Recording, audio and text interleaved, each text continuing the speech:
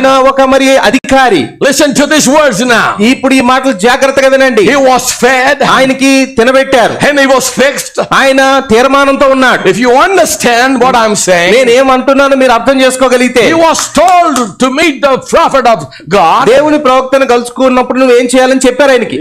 What he should speak, నువ్వు ఏం మాట్లాడాలి అక్కడ, how you should think, నీవు ఎలాగ ఆలోచించాలి, and what you should counsel him. నీవు ఆయనకి ఎలా సలహా ఇవ్వాలి. So this is what Ahab the king was doing. ఆహాబు రాజైన ఆహాబు చేస్తున్న పనిది. So this officer goes and meets the prophet of God. ఈ అధికారి వెళ్ళాడు, దేవుని యొక్క ప్రవక్తను కలుసుకున్నాడు. Comes to Micaiah the prophet. ప్రవక్త అయిన మీకాయా దగ్గరికి ఆయన వచ్చాడు. And he said, see, king has sent me to you. ఆయన అన్నాడు, ఇదిగో చూడు మీకాయా, నీ దగ్గరకు రాజు నన్ను పంపాడు. Already there are prophecies for 400 people. 400 మంది ఇంతకు ముందే ప్రవచించేశారు ఈ విషయం. They're all with one accord and one word. అందరూ కూడా ఒకే మాట ఒకే తాటిపై ఉన్నారు. So I want you to come with me. నీవు కూడా మాతో వచ్చి and prophesy just like